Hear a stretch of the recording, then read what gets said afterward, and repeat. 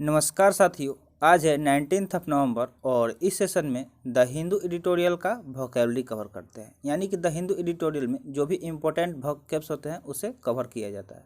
तो अगर आप किसी भी कॉम्पिटिटिव एग्जाम का तैयारी कर रहे हैं तो वीडियो अंत तक जरूर देखिएगा। और ये हमारा सोशल मीडिया है, इसका लिंक आपको डिस्क्रिप्शन बॉक्स में मिल जाएगा। अगर सेशन का PDF चाहिए तो आप टेलीग्राम जरूर ज्वाइन कर लें। तो देखते हैं आज का इम्पोर्टेंट वर्ड क्या रहने वाला है। तो फर्स्ट वर्ड है ग्रेपल।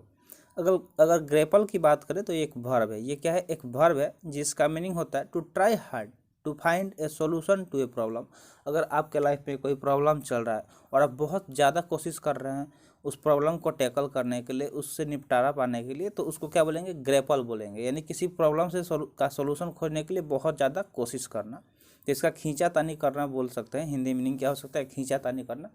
यानी कि अगर कोई प्रॉब्लम है तो आप उसको सोचेंगे कि जल्दी से अपने लाइफ से बाहर निकालें, और प्रॉब्लम जो होता है वो आपके लाइफ में घुसता ही जाता है, तो उसको ही खींचातानी बोल सकते हैं। सिनोनिम्स की बात करें तो इसका सिनोनिम्स क्या हो सकता है? रेसल हो सकता है। ठीक है, क्या हो जाएगा? रेसल। ग्रीप हो जाएगा, बैटल हो जाएगा, या फिर कंटेंट हो जाएगा। तो ये सब इसके सिनोनिम्स हो गए।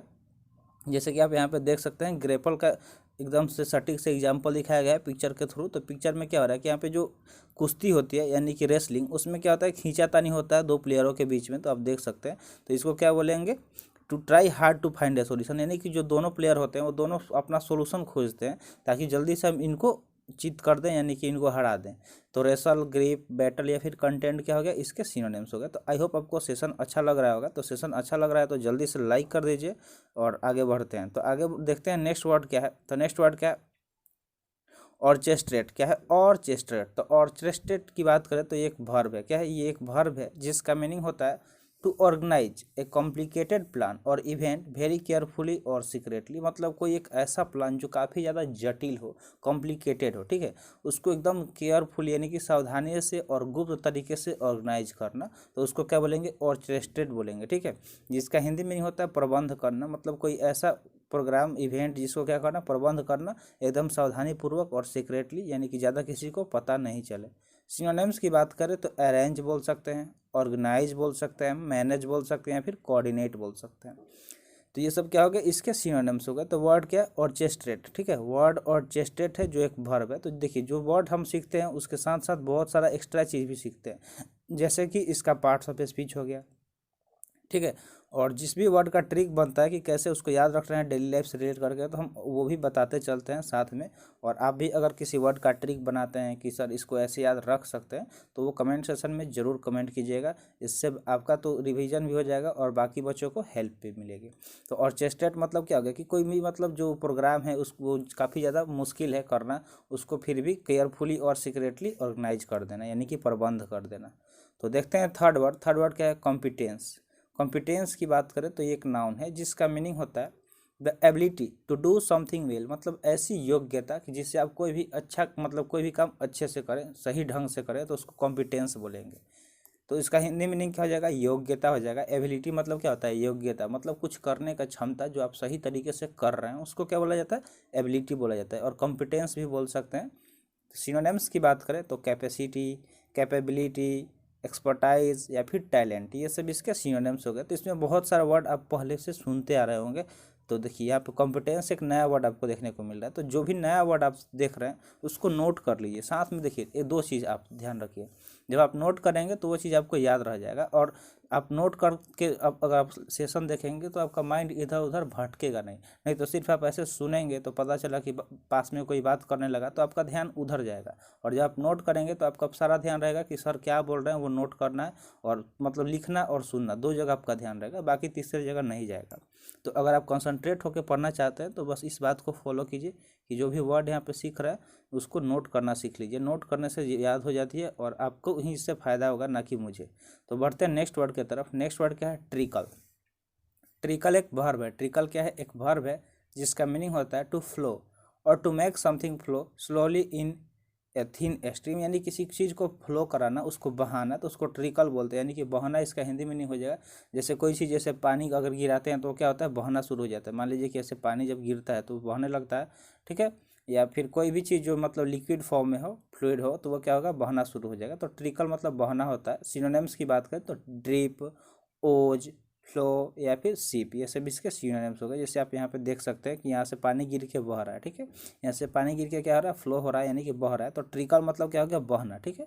तो सिनोनिम्स इसका क्या हो जाएगा, ड्रिप हो जाएगा, ओज, फ्लो या फिर सीप। तो आप यहाँ पे एक ही वर्ड हमको लग रहा है कि आपको पता होगा फ्लो, बाकी चीज़ आपको नया है। तो जो भी नया आपको मिल रहा है इसको लिखिए, नोट कीजिए, नोट करना बहुत मतलब बेहतर होता है आपके स्टडी के लिए।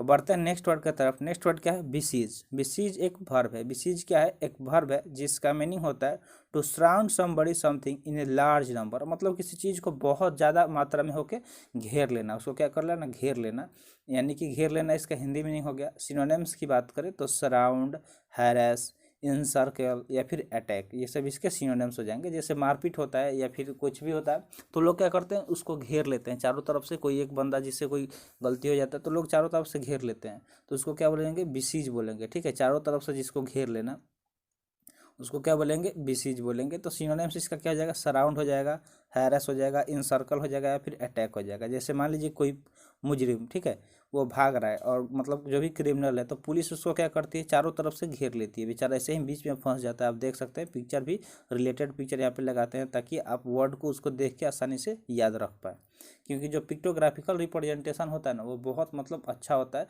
चीज़ें याद करने के लिए। जैसे आप खुद सोचिए, जब आप मूवी वगैरह देखते हैं तो कितना टाइम तक के लिए याद हो जाता है, लेकिन बुक का कोई भी मटेरियल आपको याद नहीं हो पाता है। तो इसलिए पिक्चर के थ्रू वर्ड याद करना सीखिए, काफ़ी ज़्यादा हेल्प मिलेगी।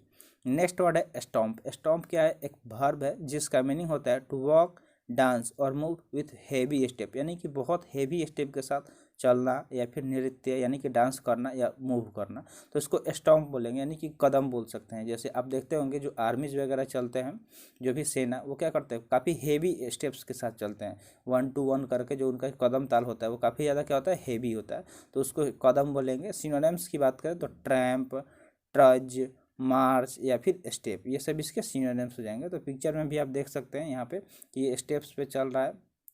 तो स्टॉम्प क्या हो गया, एक वर्ब हो गया। तो वर्ड को एक बार साथ में रिवाइज कीजिए, जैसे कि फील आए कि आपको लगे कि ऑफलाइन क्लास में बैठे। तो स्टॉम्प क्या हो गया, कदम हो गया। सिनोनिम्स की बात करें तो ट्रैम्प, ट्रज, मार्च या फिर स्टेप हो जाएगा। तो आई होप आपको सेशन अच्छा लग रहा होगा। तो अच्छा लग रहा होगा तो लाइक जल्दी से कर दीजिएगा, ठीक है। तो बढ़ते हैं नेक्स्ट वर्ड की तरफ। नेक्स्ट वर्ड क्या है, एमेनेबल। देखिए एमेनेबल की बात करें तो ये एक एडजेक्टिव है। तो यहाँ पे आपको नोट करने वाली बात ये है कि जो बीएलई आपको दिख रहा है, क्या दिख रहा है, बीएलई। तो वर्ड क्लास में जो बीएलई दिख रहा है ना वो क्या है, एक एडजेक्टिव सफिक्स है। वो क्या है, एक एडजेक्टिव सफिक्स है। तो अगर वर्ड क्लास में कहीं भी आज के बाद बीएलई दिखे तो आपको उस वर्ड को एडजेक्टिव कंसीडर कर लेना है, बिकॉज बीएलई एक एडजेक्टिव सफिक्स होता है। तो इसका मीनिंग हो जाएगा एमेनेबल का कि इजी टू कंट्रोल, कोई भी चीज़ जिसे कंट्रोल करना काफ़ी आसान हो तो उसको एमेनेबल बोलेंगे। तो उसका हिंदी मीनिंग उत्तरदायी हो जाएगा। सिनोनिम्स की बात करें तो डोसाइल, ओबेडिएंट, रेस्पॉन्सिव या फिर मैनेजिएबल, यानी कि जो चीज़ मैनेजिएबल हो, आसानी से कंट्रोल कर सके, जो हमारे नियंत्रण का हो, उसको क्या बोलेंगे, एमेनेबल बोलेंगे। तो आई होप आपको एमेनेबल वर्ड समझ में आ गया होगा, जिसका हिंदी मीनिंग उत्तरदायी यानी कि इजी टू कंट्रोल भी हो सकता है।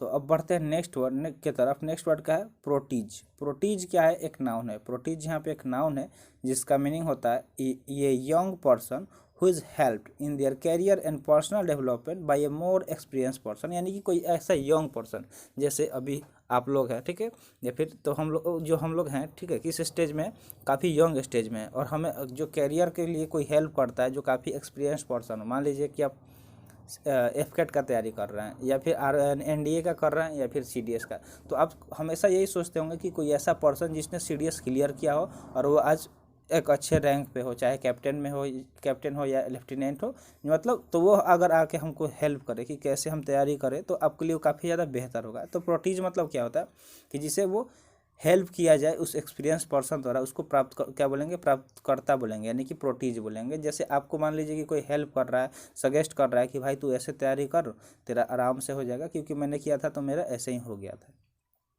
तो सिनोनिम्स की बात करें तो प्रोटीजी, रिसीवर, रेसिपिएंट, ये सब इसके सिनोनिम्स हो गए। तो आई होप आपको प्रोटीज वर्ड समझ में आ गया होगा, एकदम बेहतरीन एग्जाम्पल के साथ आपको बताया है। तो ऐसे चीज़ें को रिलेट कीजिए, याद आसानी से हो जाएगा। याद क्यों नहीं होगा भाई, कुछ मतलब वो थोड़ा है कि बहुत ज़्यादा, सब कुछ आसान है, बस आपको पढ़ना है और ध्यान से सुनना है। तो नेक्स्ट वर्ड है टसल। टसल की बात करें तो एक नाउन है। आई होप आप इसके पहले वर्ड सुने भी होंगे, टसल किसको बोलते हैं। तो इसका मतलब होता है मतलब छोटा स्ट्रगल, कोई चीज़ हो जाना, थोड़ा बहुत जो झगड़ा लड़ाई हो जाता है उसको टसल बोलते हैं।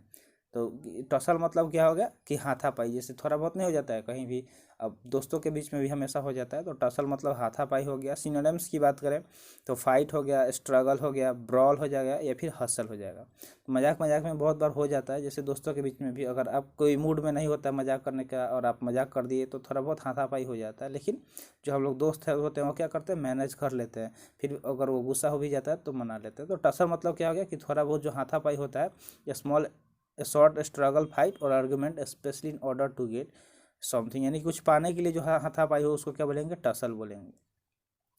नेक्स्ट वर्ड की बात करें तो नेक्स्ट वर्ड क्या है, कूप। कूप क्या है, एक नाउन है जिसका मीनिंग होता है the fact of achieving something that was difficult to do, यानी किसी कोई चीज़ जिस जो बहुत ज़्यादा मुश्किल हो उसको पाना, अचीव करना, और उस चीज़ को अगर आप अचीव कर ले रहे हैं तो उसको कूप बोलेंगे, यानी कि उपलब्धियाँ।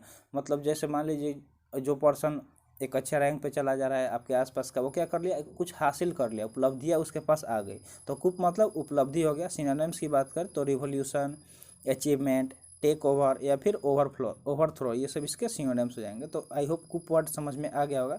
तो कूप एक नाउन है, एक बार साथ में रिवाइज कीजिए, जिसका मीनिंग क्या होता है, उपलब्धि, यानी कि कोई चीज़ जो डिफिकल्ट हो करना, लेकिन उसे हम लोग क्या कर रहे हैं, ले रहे हैं, अचीव कर ले रहे हैं। तो आज के लिए इतना ही।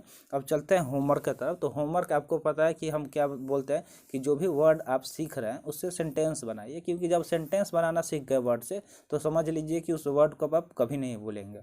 तो कोशिश कीजिए जितना भी सेंटेंस बन रहा है, थोड़ा बहुत चाहे तो आप हेल्प भी ले सकते हैं। अगर आप सेंटेंस बनाएंगे तो अगले सेशन में आपका यहाँ पर सेंटेंस दिखाया जाएगा, उसका स्क्रीनशॉट। और आप चाहें तो दो तरीके से कमेंट कर सकते हैं, या एक तो वीडियो के नीचे, या फिर दूसरा आप टेलीग्राम चैनल ज्वाइन किए तो जहाँ आपको PDF मिलता है उसके नीचे कमेंट का ऑप्शन आता है, वहाँ से आप कमेंट कर सकते हैं। तो उम्मीद करते हैं कि अगले सेशन में आप ज़रूर कमेंट करेंगे, क्योंकि बहुत सारे बच्चे हैं जो कमेंट करते हैं, सेंटेंस बनाते हैं और काफ़ी अच्छा सेंटेंस बनाते हैं। तो बताइए, अब खुद आप डिसाइड कर लीजिए कि वह बच्चा जो डेली होमवर्क कर रहा है और भेज रहा है उसका सिलेक्शन होगा, या आपका जो आप नहीं बना रहे हैं, आप कुछ नहीं कर रहे हैं, बस देख ले रहे हैं, वो भी 2-3 मिनट और इग्नोर कर दे रहे हैं। तो अंत तक देखिए, जो भी आपको देखिए, एजुकेशनल वीडियो हमेशा आपके रिलेटेड ही होगा, आपको हेल्प ही करेगा। और फालतू का जो आप वीडियो देख रहे हैं, इंस्टा रील शॉर्ट्स, तो उससे आपका लॉस होने वाला है। तो आज के लिए इतना ही। Thanks for watching. मिलते हैं फिर अगले सेशन में। जय हिंद।